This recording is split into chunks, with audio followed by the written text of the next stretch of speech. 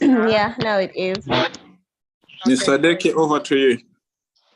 Thank you very much, Vice President. Good afternoon to you all the way from East Africa. Yes, we are being joined by very amazing female speakers from Uganda and South Africa. Our esteemed viewers, it is the 27th day of August 2023, and you're welcome to our FIS One-on-One monthly program that we actually indulge into various aspects that are affecting the continent at large, but most especially our continent, Africa. My name is Adeke Mary Joy, and I'm the media manager of Firdaus Integrated Services Limited. And joining me are two amazing ladies, Miss Brenda Akankunda and Miss Mobile Sylvia Nisi. We are happy to have both of you here. And introducing our first guest speaker, it is an honor to have you. Miss Brenda is a lawyer, pursued her LLB, that is a Bachelor of Laws from Kampala International University, all the way in Kansanga, Uganda. She's a trade and investment policy analyst with over 5-year experience in research and advocacy on trade, investment, and environmental policies and negotiations. Specifically, through evidence-based research and advocacy, she's working on trade, climate, and investment policies and negotiations at multilateral, bilateral, continental, and East African community regional integration process. And she's passionate about shaping economic policies and practices that promote human rights, climate justice, social justice, and inclusive development. She has written a couple of publications and documentations, like the climate goals held on ransom. She also wrote on the Energy Charter Treaty, is no insurance, but just a threat, and very many others. Miss Brenda Kankunda, you are welcome, and we are glad to have you. Thank you, Joy, and it's always an honor to speak and be part of these engagements. Lovely. Introducing our next speaker, that is Miss Mobile Sylvia Nisi. She pursued a Bachelor in Business Studies, that is from the University of Greenwich, and also a Bachelor of Laws from the University of South Africa. And in December 2022, she was a speaker at the World Congress for Constitutional Law, which was held in South Africa, and she presented a paper on environmental law through the lenses of African customary law, whereby she won an award.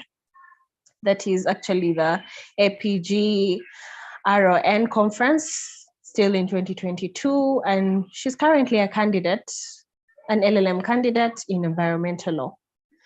Not only is she that, but she has been involved in numerous activities within and outside of our institution. A few to mention: participating in the litigation at the All African Moot Court competition that was in 2018, held in Accra, Ghana, representing the University of South Africa, and that is actually where we met. And she also participated in the institution's street law program, which involves in community engagements, that was in 2017. And she was also involved in the public interest law moot court, in which her team actually finished amongst the top 16 in the whole country. And that was lovely. Miss Sylvia, you are welcome. You are mute. Am I mute? Oh, sorry.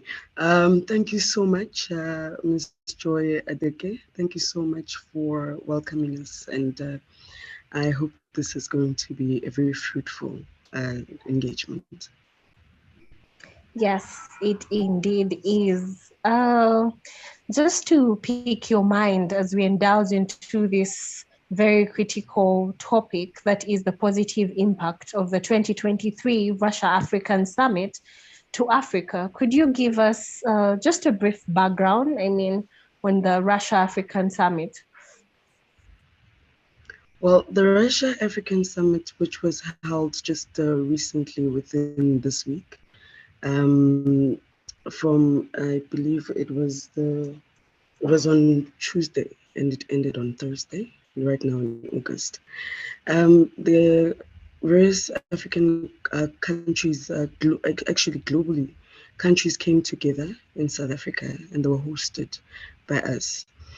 It was a great privilege. And within those discussions, I found that very essential topics were brought to the table and discussed by the various leaders, more so the leaders of BRICS.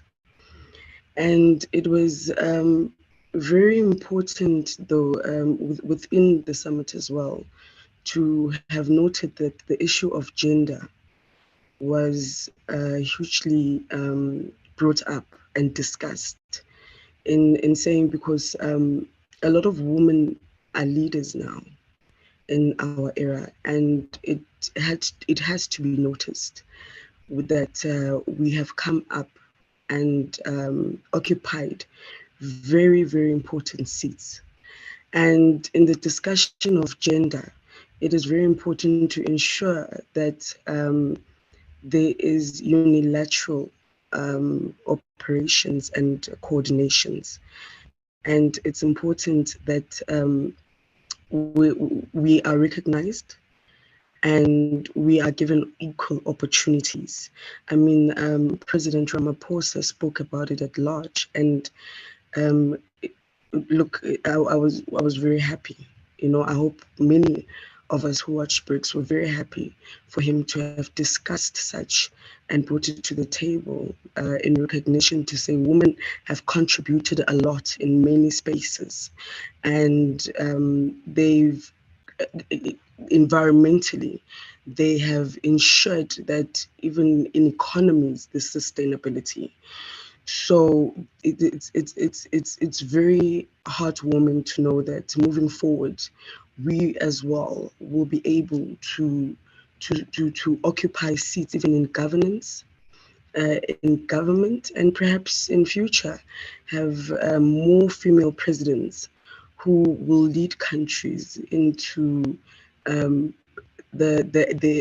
right standing that needs to be, because there's a lot of restructuring that needs to happen, Joy, within the African continent, and also as well the new development bank as well. That discussion with regards to currency and the de-dollarization is a huge discussion, which we see that with Russia as well being in the forefront in terms of those discussions. And in it was the involvement of African leaders and they stand and how they feel about this new development. And obviously there's many alignments that Africa has with the West, which have to be considered. And in with this new world development as well, it means that Africa now is taking a stand and is going to be now venturing into a new path, which then bears many questions as to what is going to happen to international relations with the West. So a lot of people were asking what's going to happen, most especially with the new countries that have been added onto BRICS, knowing very well that they're very, very strong countries. And in terms of oil and gas, and in agriculture as well, because agriculture is a huge topic that needs to be dived into as well, because we know that Africa is very wealthy with land. And with these discussions, it's very important to involve environmental justice, having seen many environmental injustices which have happened throughout Africa and globally in terms of global geopolitics as well, in terms of space and invasions and territory. So Yes, my input is we headed in the right direction, but Africa must also not forget itself in these developments. Thank you. Wow, that was a pretty detailed, brief background that took us from, the past to the present to what is going to happen in the future. I would like to hear from Miss Brenda. What is your take on the Russia-African Summit?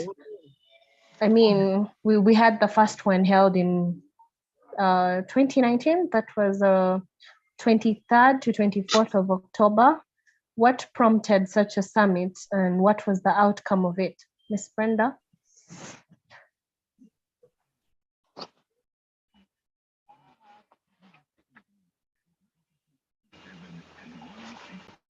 Yes, Joy.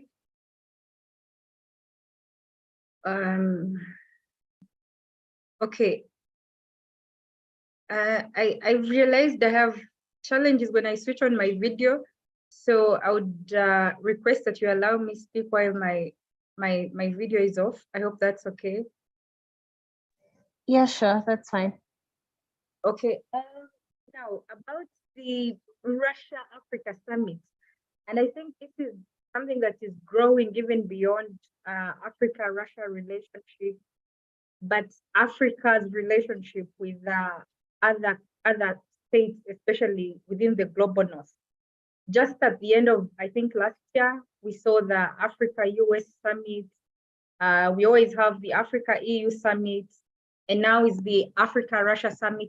And for me to sum it up, I think there's a growing relationship between Africa and it poses a question of why Africa is actually always summed up together when it comes to this particular summit. Yet when it goes into the actual implementation maybe of what comes out of the summit, which is, by the way, never vivid in all the summits, in the Russia-Africa summits, in the US-Africa summits, we feel there's always a gap and maybe it's just about the spaces. But to respond to the particular one that you asked, when you look back at the summit that occurred in 2019, I think looking at the declaration, one of the things that was discussed in that, among the very many, was the issue to do with security cooperation. And for me, this is important because this is one of the other issues that has come up on the agenda for this summit that just got concluded, still discussing the security aspect and coming up with a peace deal, which has also not been concluded. But that for me is something that I saw as a key declaration coming out of the summit. And also the aspect of the trade and economic cooperation, which of course, speaking plainly about Russia, when you see a summit within Russia that is speaking about trade and economic cooperation, yet one of the key challenges we're facing economically is because of the impact of what Russia is doing, then for me, I would say I find it a little bit ironic because Russia has greatly contributed to the global disruptions that we're having at the moment. Yet we're still having discussions where we see declarations coming out as to foster economic cooperation between Russia and the African states. So there isn't much that's yielded from the 2019 summit that is vivid, that we can say is an impact of the summit. And now this one that just got concluded, we still saw that the key discussions were on the grain, on the free grain deal, the date, and of course the peace deal, which was also not concluded. So basically that I don't see a lot of hopes from the summit because we know that the 2019 one didn't yield anything. And then also the outbreak of COVID-19 maybe contributed to maybe what we would say, it also added on the impact that we're having in our economy as Africa. So maybe would say the 2019 summit didn't yield anything because in the way we had the disruption of COVID-19. But we're expectant to see what comes out of the declaration of this just concluded summit. Oh, wow, that is very, very interesting. You have highlighted on some of the issues that were being discussed at the summit, and it is so sad that we are conducting these because, you know, these summits keep going on 2019, but there's not really much that yields out of them. So I would like to hear from Miss Mobile. What do you think? What are some of these other major issues that were discussed at the summit, and did they really yield? Do you think they will yield any fruits? Look, some of the thank you, Joy. Some of the the issues that were brought up was, for example, multilateralism. You know, between the countries, and how the Brazilian president actually stated that the war between Ukraine and Russia has proven that the UN, there's a lack of security provided by the UN security. And he also spoke about climate change factor. You know, there's a lot of natural disasters that are taking place globally. Some announced, some unannounced. And we are seeing, I mean, during COVID-19, as Brenda brought it through, we were shut down, we were locked down globally. And we saw Mother Nature prove to us that if we do not respect her, if we do not, then with the environmental global international law agreements that had come into place being implemented, if they do not become implemented very soon, we are going to experience an even higher level of climate change degradation. And one of the factors that was brought through, actually, that was very interesting, by one of the presidents, actually, also it was President Xi Jinping, along with the Prime Minister of India. What they looked at was technologies, the development of technologies, the development of artificial intelligence, and how they are going to affect us now and moving into the future. And that is very important to consider, notwithstanding that there were also talks about marine and pollution and nuclear. As much as people are very happy and ready for nuclear energy, they ought to be aware what is needed for nuclear. Water. Water is the primary ingredient. And we see that there is a lack of rainfall that has been happening. And that is the effect of climate change. So if we're going to talk about nuclear developments, we are talking about tampering with the atmosphere.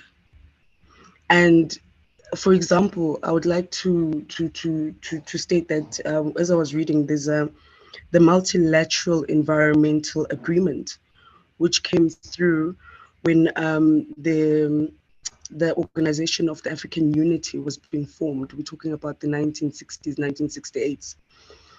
And it's important that within that those discussions, if I may just read it out, the challenges that were noted then were depletion of the ozone layer, adverse impacts of climate change, chemicals and waste, transboundary movement, land degradation, loss of biological diversity, and trade in endangered species. It's very interesting how what was noted then is actually even in discussion now, decades later, we're still experiencing the problems. So now, as I'm in agreement with my colleague Brenda to say, Africa needs to, if African leaders need to come together as AU, have a debrief after the summit that has been held, the Russia Africa summit. There needs to be a debrief as to what is going to happen to future generations, because in these discussions there needs to be consideration of the future generations. We cannot continue taking from the land, taking from natural resources without the contingencies of putting back and replenishing. At the end of the day, we're going to have a landless Africa, because we are always developing, but we are not giving back. Because even in the discussions, what was very interesting from the president from China was that he spoke about culture and tradition, the importance of culture and tradition, and within the summit, translating and using these policies and agreements in line with our traditions and culture. Because as Africans, we have tradition and culture, and if China then can bring forth to such a summit, such a recognition, I believe that our African leaders now need to go and debrief and have our own African summit, to say there was a Russia African summit, and now with what has been brought to the table, how are we going to ensure that we implement, and in implementing, we preserve natural resources so that we do not lose out anymore? Because even though Africa can move away from the Western countries, we cannot find ourselves in a worse position than we are in right now. So yes, thank you, Ms. Adek. Thank you, Ms. Mobile. It was a pleasure to hear from you. But that strikes a question. You said, yes, our African leaders need to like sit down, come together, debrief and all that. But then I would say it's weird that if we look at statistics, the number of African heads of states that attended the first summit in 2019, and then the one in 2023, just last month, I mean, there's been a drastic reduction in numbers. Why is this so? What would you have to say about that? What I would have to say, having derived from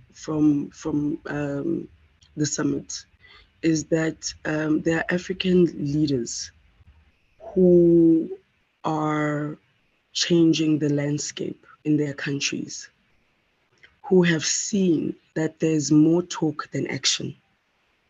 So they've seen that it starts at home. They're changing policies. They are revamping, they are amending their constitutions to align with what their people need in their countries, which is very important, because we are moving and there is a direction that is being moved in, and we cannot be left behind. They are not willing to sit around in a summit and have discussions globally about Russia and so forth. And meanwhile, still in their own countries, there's a deficit economically, there's a deficit in there's an extraction in natural minerals that is going out. I mean, for example, Ms. Adeke, when it happens that when for example China says they gonna come on board into a country, one of the African countries, and they're going to bring skills, and there's going to be development, and there's technologies, they've got they're going to assist in the improvement of the economy of the country. We expect as the people to be involved as participants in those processes, and we don't experience that. We don't experience the participation, but rather we get left behind, and we feel the big end of bad decisions which are made on our behalf. And in saying that, there are countries in which they've sat down and they've had real discussions, and those leaders are saying we are not ready to become a part of Russia and Africa discussions. Meanwhile, what was discussed in the previous summit has not played out. Nothing has been implemented. So we're coming to enjoy the food, but at the end of the day, there's contracts which are signed. And we now experiencing that our people are suffering more now through those contracts, and natural resources now are being depleted more through those contracts. And we find that now there is more unemployment than before in those contracts, because when China says it's going to bring in, for example, resources and assist and finances, but now to find that in the transition they bring in their own people, then what happens to us, the indigenous people of that land? We suffer the consequences. So I believe some African leaders are just taking a seat back, and they having a breather, and they choosing to fix their countries on their own before they join into the Russia-Africa discussions. And yes, that's what's happening. Thank you very much.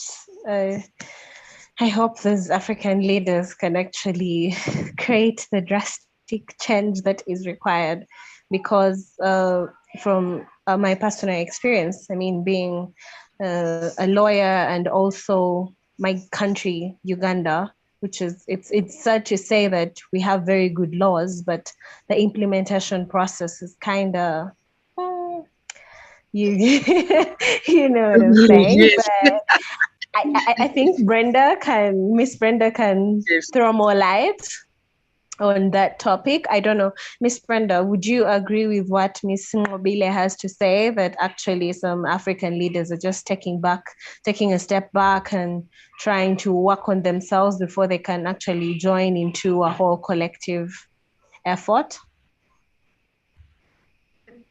Yes, I definitely agree with her.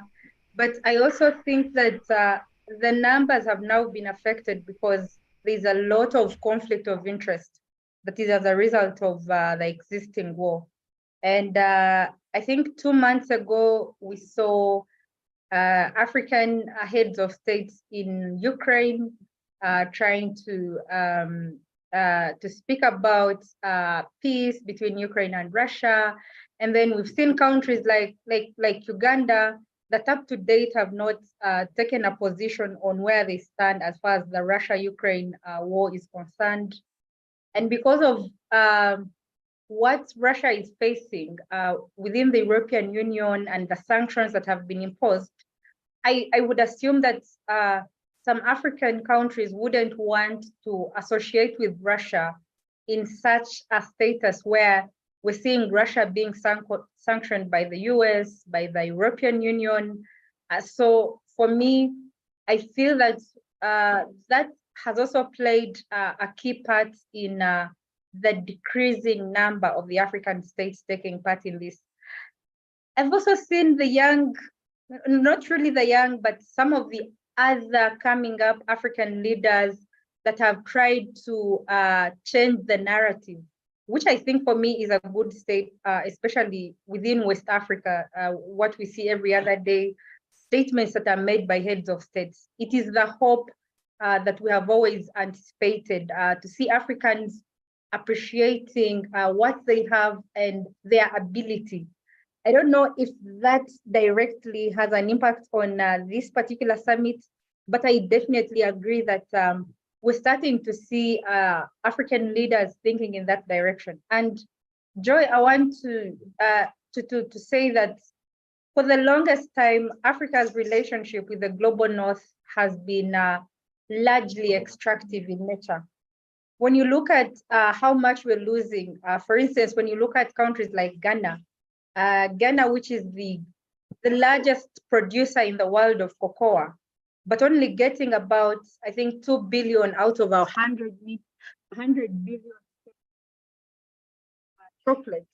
It shows you that as Africa, we're losing out a lot, yet we have the potential. So if we change that narrative and we appreciate the existing extractive relationship, then for me, I believe we can start moving towards an economic agenda that would get our countries from the position that we are in at the moment.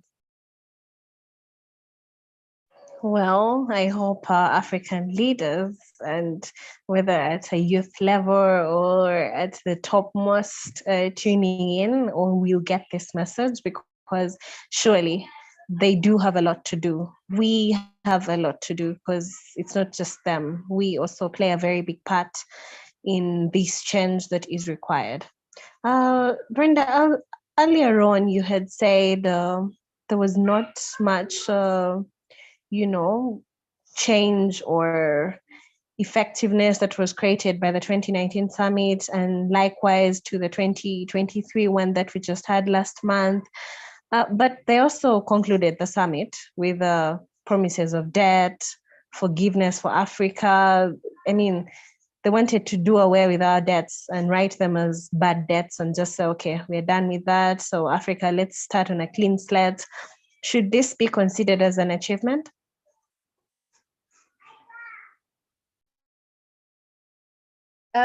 So the issue of debt forgiveness for me is, of course, if that is achieved as far as Africa and Russia is concerned, that would be a great achievement. However, I think the aspect of debt and aid is much bigger than just Russia and its contribution to Africa.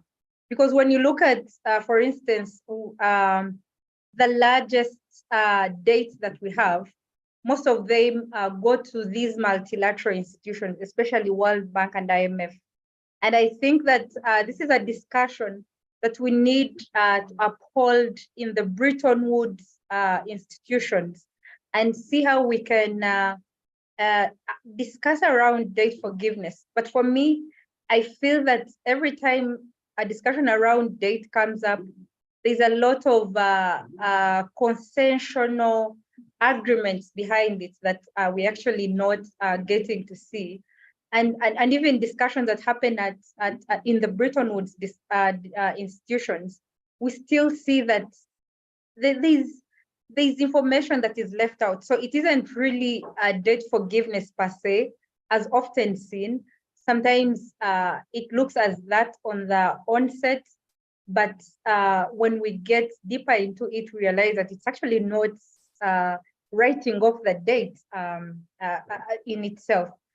But if we have that bit of debt relief, it would be an achievement, but an achievement that is only positive if countries now understand that beyond the debt relief, there's need to what, because now we may get the debt relief, but then the next day there's a huge debt or loan that a country is signing up, and then it doesn't change anything. So I think for me, before even the debt relief comes in, it's important for countries to work upon their financial architecture, which is the biggest challenge, and a challenge that comes from the global level, a challenge that is escalating within these multilateral institutions. We need to have a discussion. And I think, like my colleague mentioned earlier, this is some hope we're seeing from the BRICS, and I think something that was also discussed in the BRICS summit. We need a redefining of our financial architecture beyond just the consensual loans that we're seeing from IMF and World Bank, to understanding now what China is doing, and it doesn't look like debts in the face of it, but when you look at projects that are financed by the Chinese companies, you realize that in a few years, if we don't get to understand and we restructure, there's a huge likelihood that in a few years, African countries are actually going to lose out a lot, as opposed to what we've even lost already in terms of our finances. I totally agree with you, Brenda.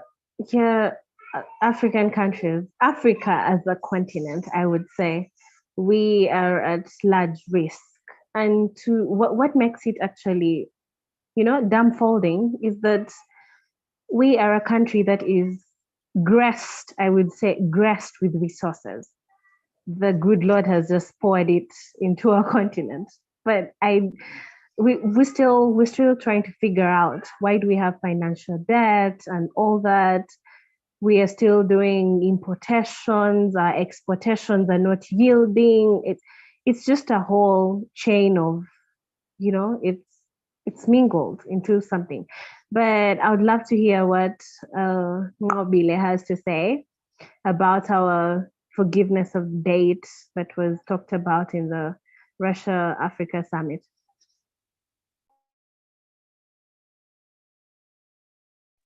Oh, you are mute. You could you just unmute? Oh yes. Joy? Oh, Yes, we can hear you. You have okay. muted again. Okay, Thank yes, you. there you are. Sorry, Joy. Look, the issue of debt was discussed in the 23 from the October 2023, 2024, 2019 Russia Africa Summit. And within those discussions, President Putin had stated that Russia had forgiven uh, African debt, which was worth over $20 billion. And he stated that, he emphasized that an array of Western countries are resorting to pressure, intimidation, and blackmail of sovereign African governments, against which Russia is well suited to help African states push back. He further stated that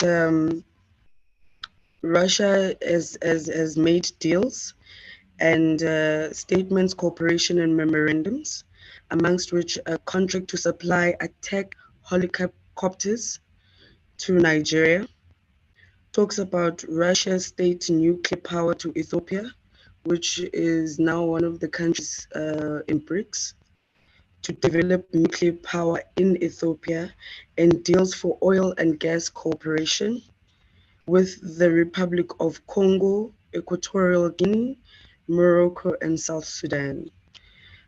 He also stated that there was a forecast within that year that within 4 to 5 years, which should be by next year, there should be a double in Russia's trade with African countries. So within that summit, what I derived was that mostly the discussion was how is Russia going to benefit from African countries and lucrative African countries with lucrative natural resources. As you see now, where we stand, you see Ethiopia is in now, the United Emirates, Arab Emirates is also in now, and we know those Iran as well. They are in BRICS now, along with the other stated countries, which I have yet to recall. Sorry about that. So I believe it was 6 countries that are now a part of BRICS, and those countries are very, very powerful countries in terms of gas, in terms of nuclear, in terms of R&D, and many other natural resources as well, and mining and agriculture. So already in 2019, the debt was said to have been forgiven. However, as we read within the line, there were contracts set in place in 2019. So, am I still there? Sorry, something happening here. Oh yes, Oh sorry. yes, oh yes, you're So still here. even though the debt has been cancelled or forgiven, now there are contracts in place, which we now are trying to find out what was said in those contracts, besides the fact that they stated in Nigeria helicopters, there's nuclear, they providing for deals. Why is there still a threat to the African continent security? Why are we still having war being a currency? Because all of that is diminishing the value for future generations of Africa. So we are still going to pay. There's contracts in place to say, yes, the debt part of it has been forgiven. However, now there's contracts with certain African countries, which is taking from the African people. Indigenous African people within those countries are still going to suffer. They're still paying back. So which debt is being forgiven? When was this debt created? We're still trying to find out when this debt was created. How can Africa still be paying historical debts when global pharmaceutical companies have been enriched through African natural resources, through our forestries? They are still having rights through agreements for our forestries. For example, one of the countries right now that is taking a step forward is Ecuador. So Ecuador right now has amended in its constitution the addition of rights to nature. And that's a big thing, because there are other countries as well who are amending the constitution to protect the right of nature in their countries. What is Africa doing right now to protect the natural resources, to protect nature? Those contracts, how long? What's the duration? So is the future generation us supposed to pay? Already, if they said they've forgiven debt, it's historical debt. Now, what is the new debt? We having new debt now on top of a new development bank. Joy, we cannot be taking one step forward and 20 steps back. That is exactly True. what's happening in Africa. We're taking one step forward and 20 steps back. So our leaders need to allow younger leaders, think tanks, pass on the baton and allow us to lead in a way we can preserve as well. We can assist. If Ecuador can do it and say, we now in our constitution, I have amended, and we have rights of nature. And rights of nature are very important because that's the economy. Nature is the economy. They are working in preservation. That's what they're doing, and ensuring to undo the injustices and the degradation which occurred from the historical times.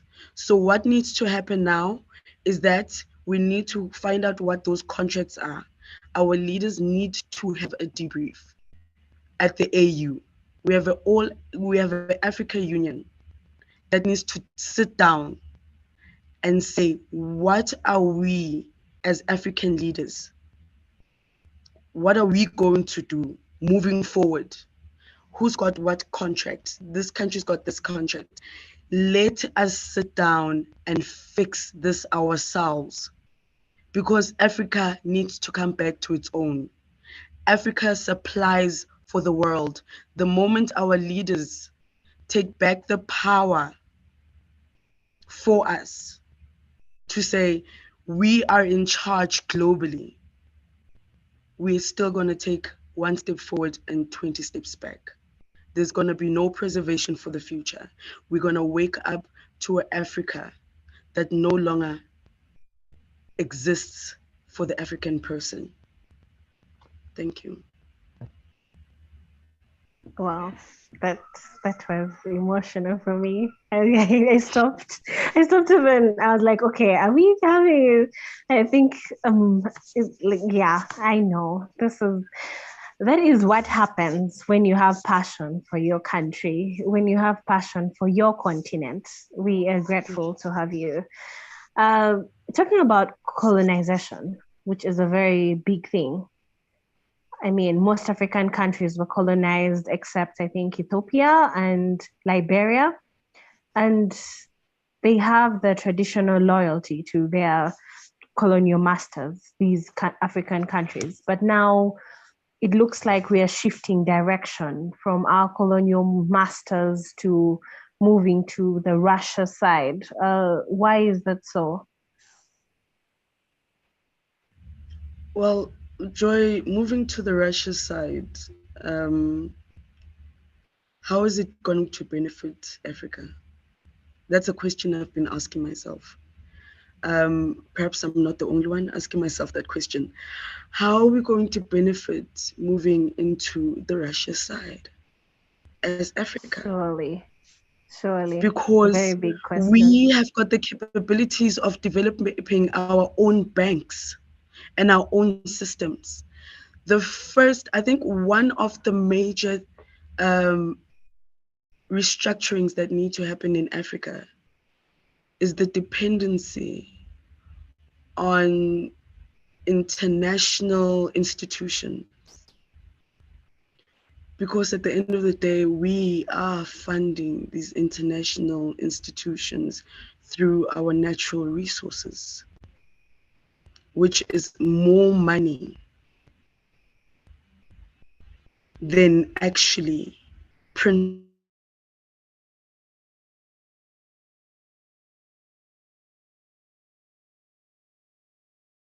money. The encapsulation of space. Because what we're seeing now is geopolitically a movement of space. It means that we are opening more space continent for Russia, for China, for India.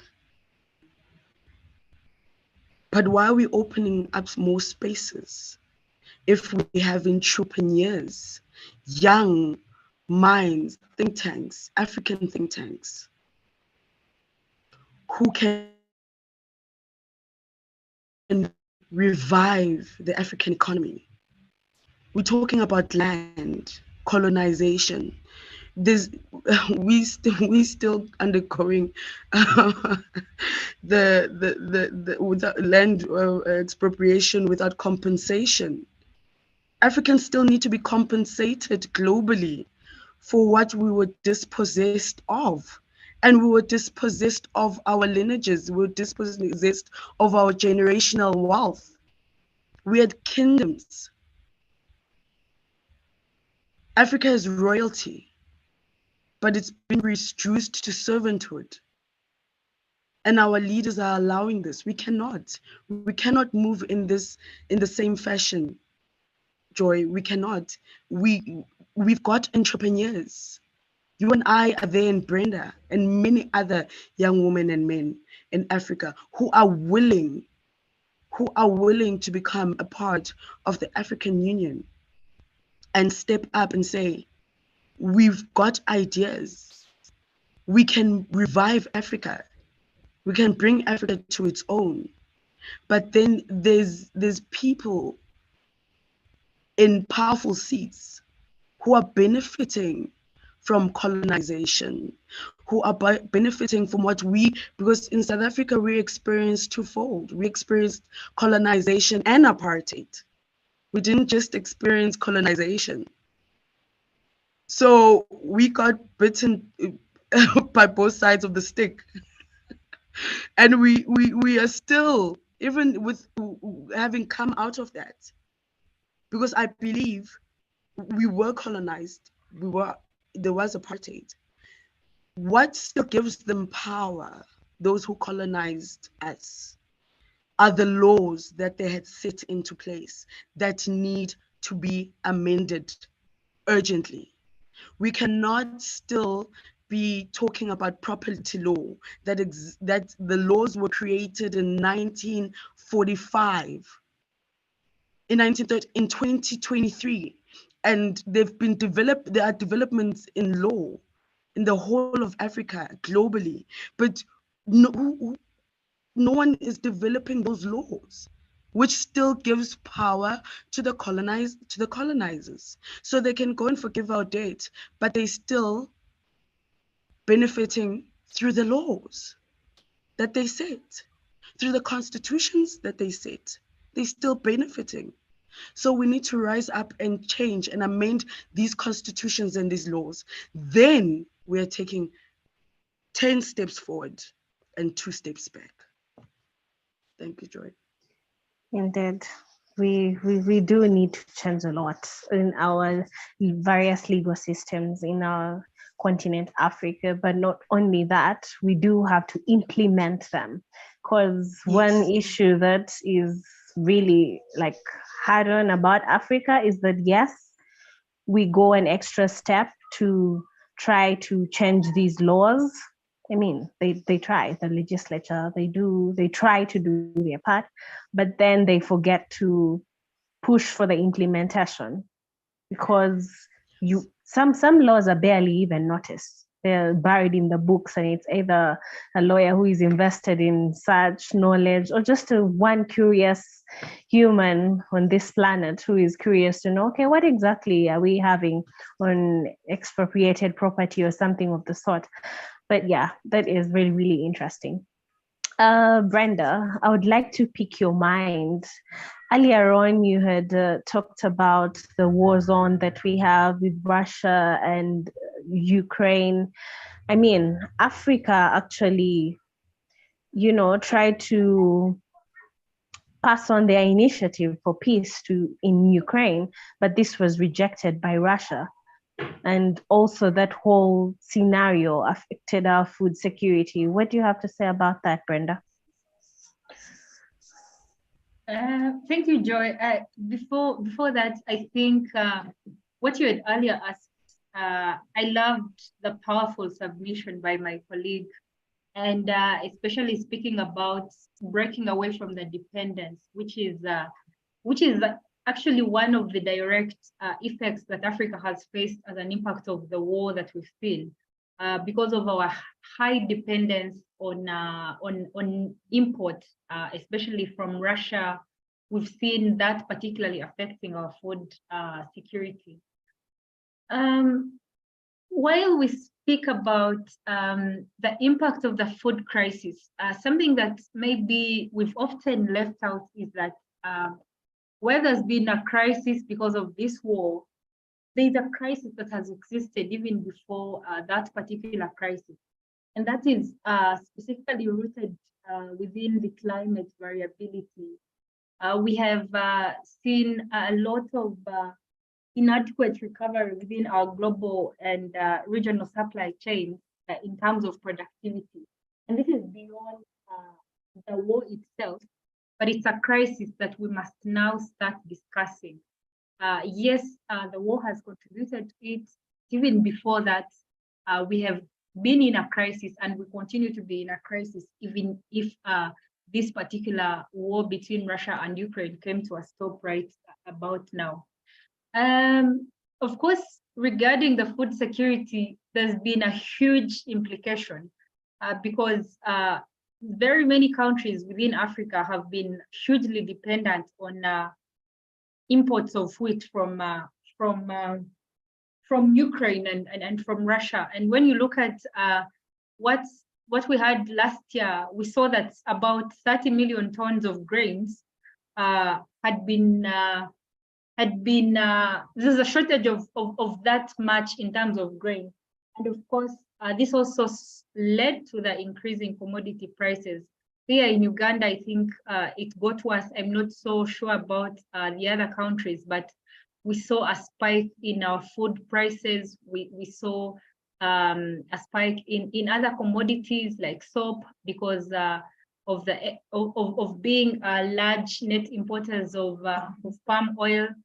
We saw a huge increase in the fuel prices, and of course this affects the consumption, even the infrastructure itself, because now regarding the food, so the impact itself has been huge. And something you mentioned earlier, Joy, is we saw discussions for a peace initiative, and efforts by Africa were not welcomed by Russia. That goes back to what my colleague has been talking about, that why do we need, why are we dependent? When do we break that dependence that we have, which is hugely affecting us? Now, for me, I see that with all that, those effects that we've had on our food security, and then we come back to look at what is our contribution as a continent to our agriculture sector. We realize that over 40% of our GDP is attributed to our agriculture. But when you look at our budgeting, we realize that our contribution or our investments in agriculture is still so low. While that may be attributed to the other big economic challenges that we have as a continent, that you look at a budget of a country like Uganda, and 37% is already going into debt servicing and debt financing, then you know you're left with a smaller portion to be able to invest hugely in your agriculture, which ultimately results into the food insecurities that we're having as a continent. So I think the restructuring needs to go back to one, where do we see our potential? And definitely agriculture is our greatest potential, because even our largest exports are within the agricultural sector. And then we look at how we can be able to finance our agriculture so as to deal with the challenges of the food insecurity. I feel that this war between Russia and Ukraine shouldn't really affect Africa when it comes to food, because like you mentioned in the beginning, we're supposed to be a food basket, and it gets challenging that we are dependent on countries like Russia. I was sharing with my colleagues here that Uganda hosts, we have given away land to foreign investors. And now what is surprising is that I think a few years ago, Uganda gave out a lot of incentives in terms of taxes, in terms of land, to a certain investor to be able to set up a palm oil plantation. And the key reason for those incentives was that so we can be able to increase our production of the palm oil so that we're not importing. Now, when this crisis broke out earlier last year, we saw that Uganda was hugely affected, and Ministry of Finance came out to make a statement on how we're net importers of palm oil, and that is why we're affected because of the war. And for me, the question that lingered in my mind is, we're losing out a lot in terms of taxes, in terms of land, and we're giving to these foreign investments that we have in a country. Yet on the other hand, we also get to be affected by such a crisis.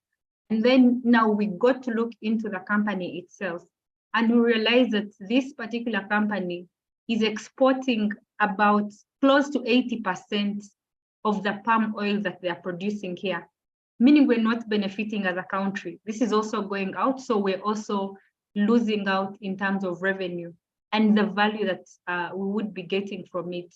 So I think the biggest challenge for us is that we don't have the capacity. We do, and for me that is a clear example, but we're not, even when we have the laws that you mentioned, Joy, which seem to be clear, we have an investment code that speaks about, that guides our investment as a country, but we're still accepting practices like that where we have a particular investment that we're letting it export over 80% of what it's producing here, besides enjoying all the incentives.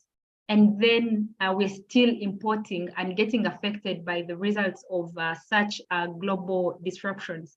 I think for me, there's need for redesigning the whole narrative around our trade and investment arena, because that poses a big insecurity beyond even the food. And now for Africa, it's great that we're seeing more efforts towards Africa for Africa, the Africa that we want. We're seeing the discussion around the African Continental Free Trade Area. We're hoping that the results of this could be Africa supporting Africa to be able to grow and get out of the status that we're in at the moment. Wow.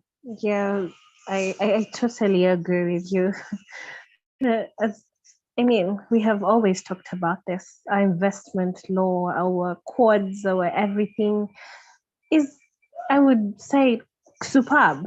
But if our leaders, our people in power are accepting certain vices to just flow by and make it look normal, then it defeats the purpose. It defeats the whole purpose.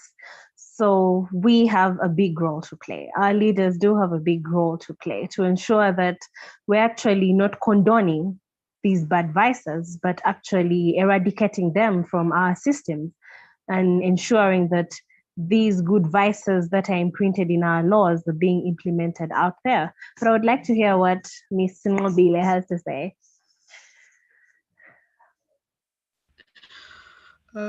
Joy, the question was, sorry. We're talking about how to stop investment substantially in agriculture. I mean, we have been affected by the Russia-Ukraine war. It has affected our food security, which in line has also affected our agriculture. So how exactly are we, it's a whole jumble. We are less connected to this war, but we're being affected by it. And yet we're supposed to be investing in our agriculture and we have the resources and everything. So it's not adding up. It's not, thank you, Joy.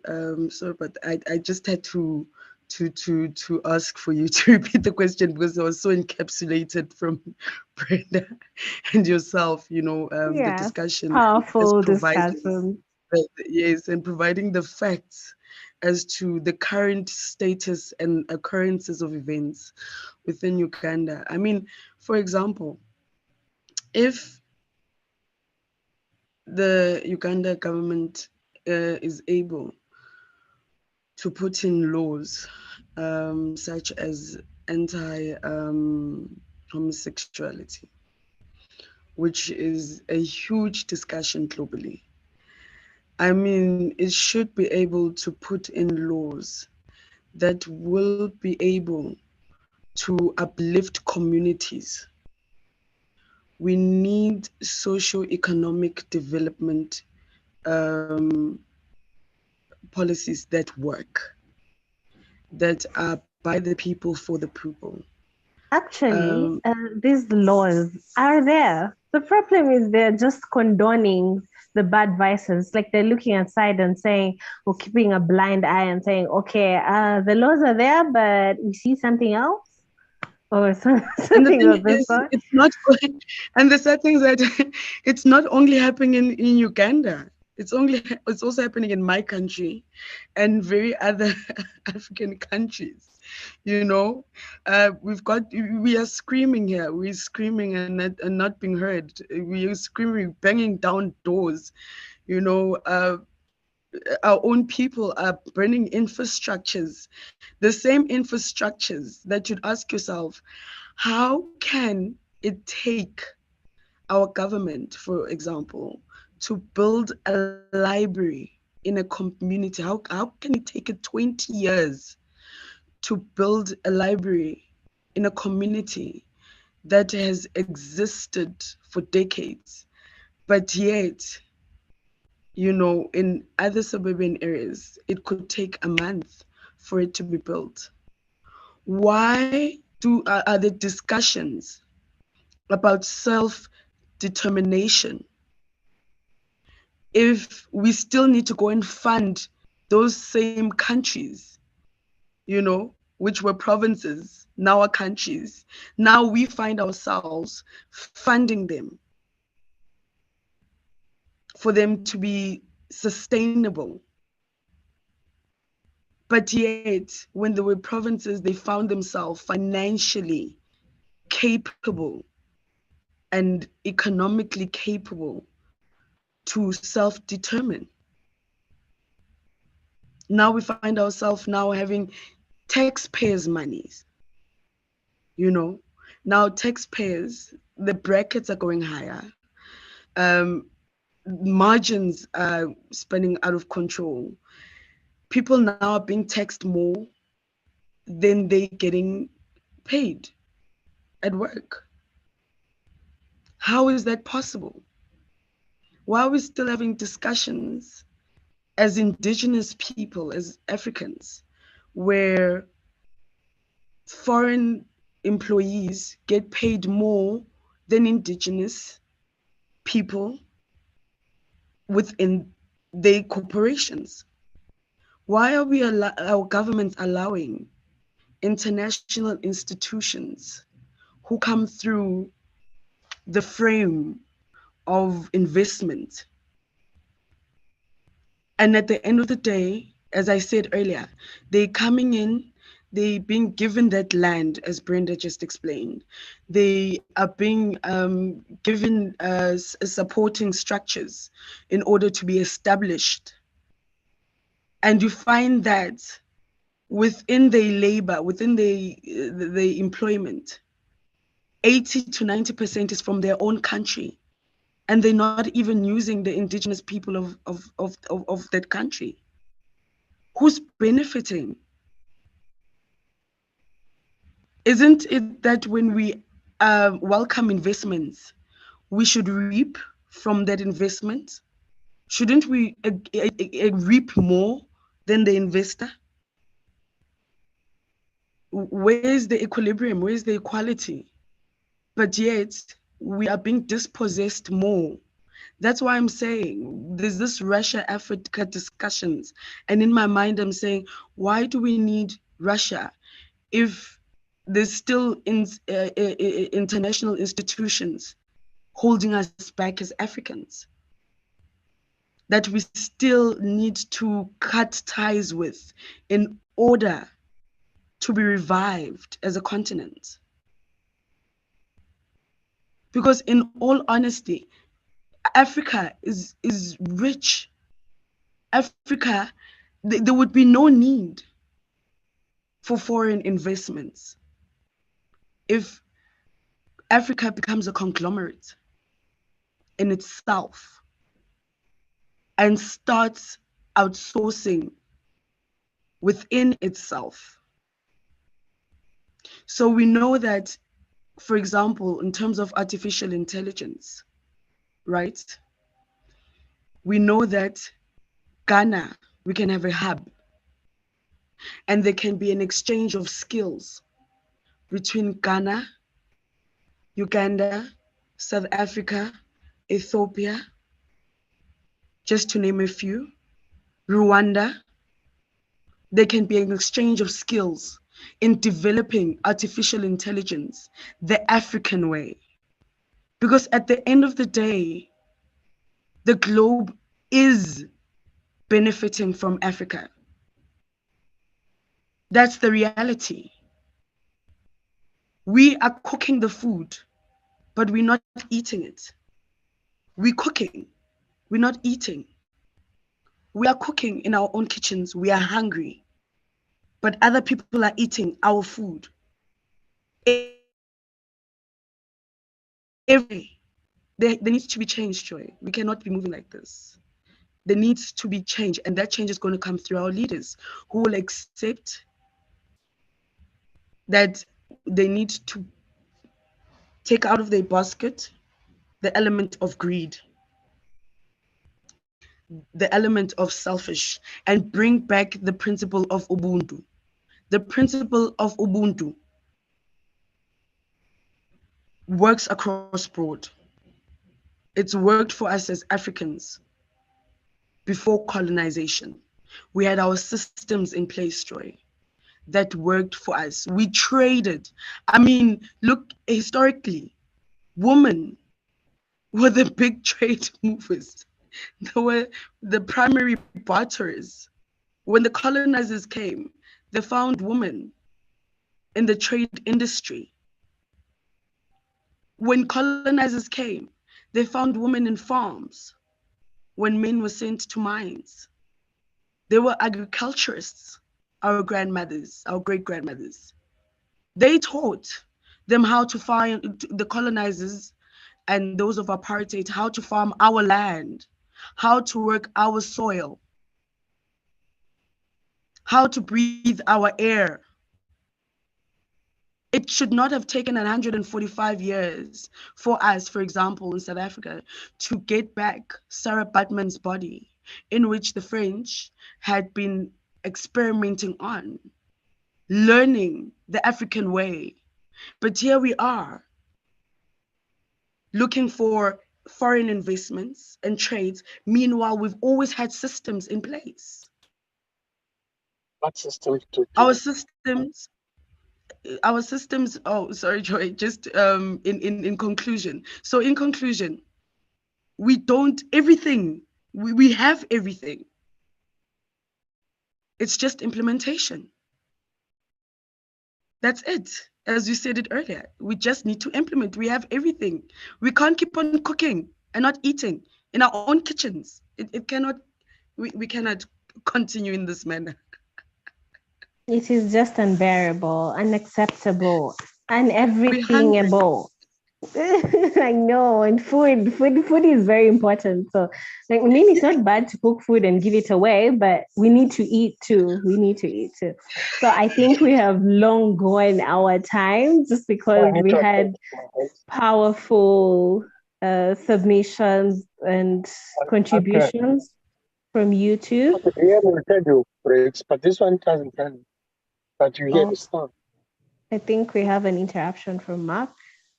Oh, no, you're sorry. I wasn't aware that I'm on speaker. Sorry, guys. It's okay. So to conclude our discussion, I see a number of questions that are flocking on all our social media pages. I'll just take a few. But before that, just in 30 seconds each, I would like to know what our guest speakers, what advice do you have for our African leaders and the people at large? Just in 30 seconds each. I think we can start with Brenda. Okay, one for me is our African leaders need to understand Africa's potential and understand that Africa is rich in terms of the resources, and also get away from this extractive relationship. But lastly is Africa to look into mechanisms through which they can grow their economies internally without having to largely be dependent on the global north, which has continued to affect us. And also for Africa to take participation in the global discussions in shaping the multilateralism, other than just being the bank benchers that just get to listen to what is transpiring there and here. Yes, I hope the African leaders out there and those at large, those aspiring to be, I mean, you have work to do. If you want to take up a certain position, you must be able to create change, not just maintaining the, for lack of a better word, the bad vices, the nonsense that is being maintained at this level. No, we cannot condone such practices. Bile, what do you have to say to our African leaders? Well, Joy, thank you. Number one, bring back the philosophy of Ubuntu within our systems. We need to go and we need to live Ubuntu again. We need to understand how we live as Africans, and our leaders need to put us first. There's many entrepreneurs. There's a world of ideas. There's think tanks in Africa who can revive. and assist in ensuring the implementation of what everything we've spoken about takes place. And then, yeah, in terms of African free trade, our continental free trade area, we need to look at it through the African lens, and there I believe we will prosper.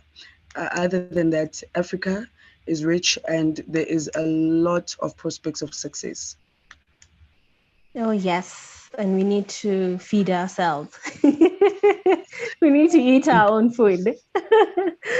Okay, I'll just read out a few questions. We have literally come to the end of our discussion.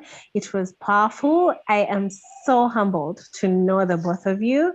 I mean, I attended LLB with Brenda. Me and Mobile met at the All African Moot Court competition in Ghana. That was in 2018. And since then, I have known these incredible ladies for time immemorial. And yeah, we're heading towards a greater, future. Change is coming. And I'm proud to know the both of you and the incredible work that you are doing. Okay, diving into these questions, I'll just read a few and the rest will be sent out to Nobile and Brenda, and then they will revert to you. Okay, question number 1. You normally bring a combination of a guy and a lady to your show, but today you brought 2 beautiful ladies. Why? Oh, yes, it's not about gender. Guys, it's not about gender. Yes, they're 2 beautiful ladies. It's not about gender. These ladies have powerful minds, as you have seen and what they have stated. So it's not about gender. It's about their brains. These ladies, equally, they're beautiful, but yes, they do have the matter. So that is what brought them to this platform. They're amazing. So yes, to Sylvia, yes, this is to you, Nobile. Thank you for bringing the BRICS discussion on the table. What do you think our African leaders should do to ensure our natural resources are properly managed? Just in 30 seconds, you could answer this question. In 30 seconds, we have, as I related earlier, we have a multilateral environmental agreement that was agreed upon by African leaders, as I stated in 1968, within the Algiers Convention. And it was noted that the objective of it is to enhance environmental protection, harmonize, coordinate policies, and achieving natural ecological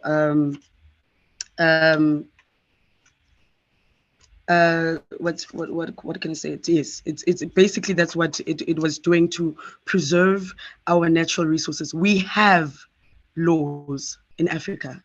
They sat at the AU and they made this law, this agreement, and we have it, which filters through all of Africa.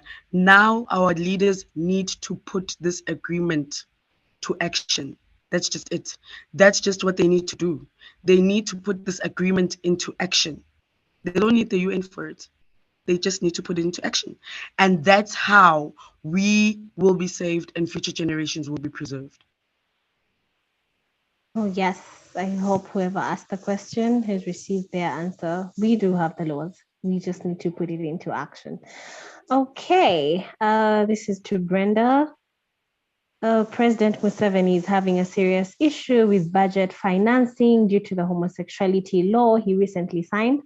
What is your take on why do we need our budget to be financed by externals? Okay, thank you, Adeke.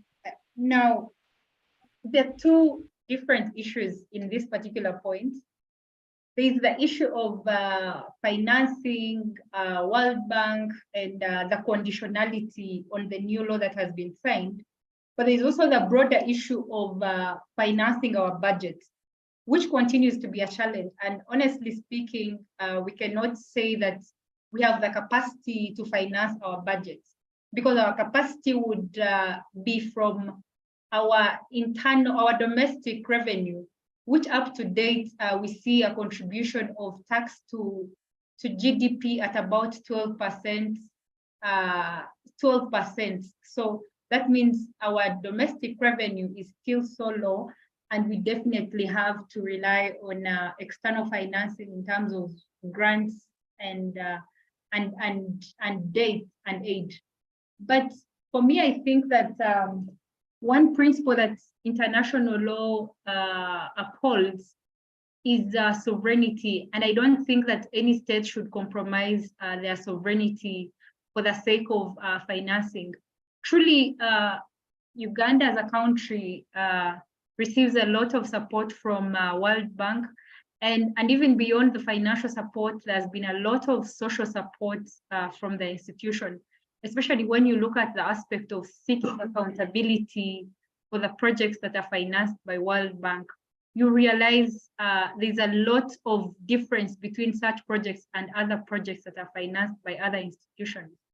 But for me, I think it's important that countries stick to have the ability to stick to their principles, to decide for what they deem fit for their countries, provided the citizens comprehend to that.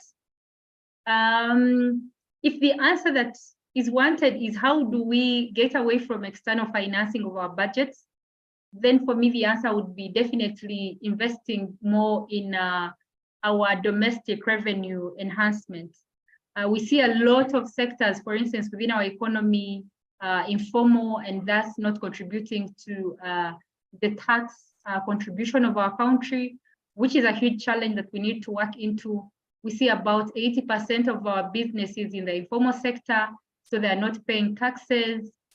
We see a lot of wasteful government expenditure, something that we need to cut so that we have more resources available to finance our budget. I think we need to now look into that discussion of how do we increase our domestic revenue, how do we increase our ability to finance our budgets and get away from the dependence on the external grants and dates that we're receiving. Oh, yes. Thank you very much on that detailed answer. I hope the person has got their answer to their two questions combined in one. That was smart, huh? Yeah, so I'll take, in the interest of time, I'll just take one generalized question that goes out to both of you, which you'll answer in 30 seconds each. We have the African Union, yet most African countries are not in reality united. Unlike in the EU, where there are, there is, to a larger extent, free movement of people and trade, we see in most African countries that you need a visa to move around. What is your advice to African leaders in uniting our continent, Africa? Let me go first, and maybe my colleague can contribute to that. Okay. That has been a huge challenge that we've faced on the African continent, but I think this is something that the African Union is already working upon under the African Continental Free Trade Area.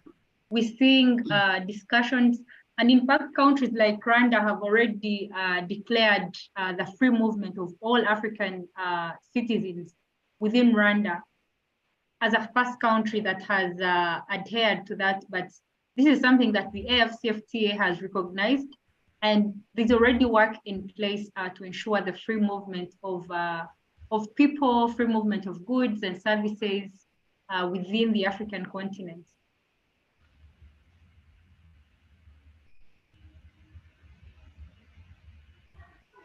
Oh, yes, great. Actually, it is very good that this is actually in the works, and we hope that, Rwanda has set precedent that yes, it can happen. So we hope the other countries can pick a leaf and then flow with it. But I don't know.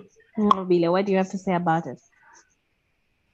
No, mine is very swift because my colleague has just answered it all. I mean, even recently there was a FBA conference held in South Africa, and it was one of the discussions that with regards to uniting the continent and in terms of visas, I think it's just a power play.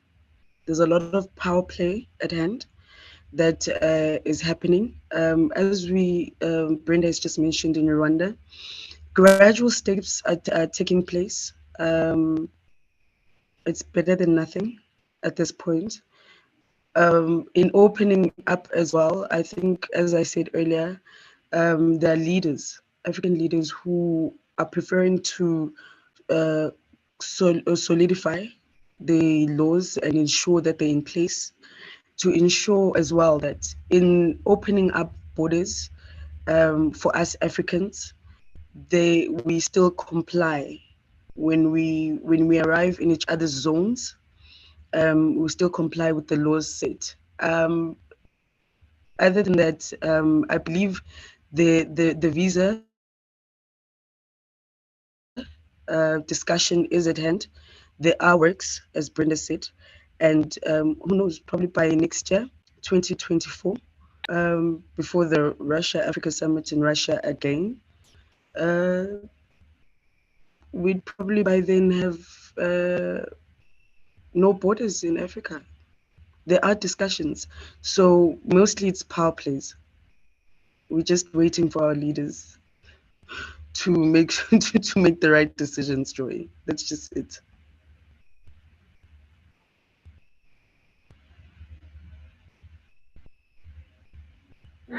Oh yes, they surely need, our African leaders do have a lot to do about it. So at this juncture, I'd just like to say thank you to you, incredible ladies. I mean, you're just not incredible, but you are substantially equipped with this knowledge, and you have decided to share it with the world. And these are current discussions that are going on. They're affecting us as a continent, not only, but at large, because Africa is being affected. Our resources that are being used in the Western world and so forth will also affect them. If we don't have flow in our continent, some of their channels are going to break down. So it starts all with us, and we need to eat our own food too. So yes, it's lovely to know you and be friends with you both. At this juncture, I would like to invite the president of Freedom Segregated Services Limited to give a vote of thanks, an official one, to you both for joining us and accepting our invite. Mr. Abdul Karim Aziz, you are welcome. Thank you so much, Adeke. Thank you so much for bringing these wonderful ladies to the show. I've learned a lot from them, and it has actually been intellectually, motivating. But before giving the vote of thanks, I wanted to share something. There is nothing completely wrong in having this type of engagement, especially with, world leaders. But what I do not understand is, and especially from the security point of view of our leaders, I do not understand a situation where Africa as a continent would want its leaders, the 54 of them will move together and go and meet the leader of one country.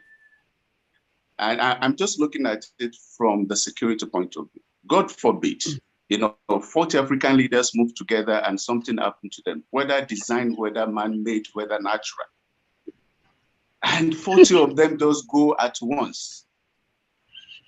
What is going to happen to the continent of Africa? Then they would have plugged the country into lawlessness. And so for the safety of our leaders, I think it is not right. Once we have the African Union, they can have representatives to meet any world leader. I want to say the African leaders and represent their interest. But for them to move to once, and then you see the way they treat them out there. They pack them in a bus like public school students, and you begin to wonder, are these indeed African leaders that we voted for to represent us? And so from that point of view, I think African leaders need to have a rethink and restructure their intellectual and international engagement with the world leaders. Having said that, I think I also agree with substantially with the way our invited guests have addressed substantial points and issues that were raised by the host. I think we have a lot of resources, natural resources, human resources that are yet to be explored. Back in the days, we talk about colonialism, Europeans underdeveloping Africans stealing our resources. But you find these days, African leaders themselves stealing their own resources and taking those resources to Europe. And so the mindset needs to change. Like Brenda rightly said, we need to develop internally. We need to have that internal development. You cannot be relying on external funding of your budget, and at the same time you want to claim you are sovereign. You want to claim you are independent. You are not, because those who are giving you money to finance your budget, they will have a say in whatever that's going on in your country. And that's why we are having some of these challenges. And the cost of administration also is very huge in Africa. African politicians have taken politics to another level. They've seen politics as, a profession. Politics is not a profession. It's a call to serve.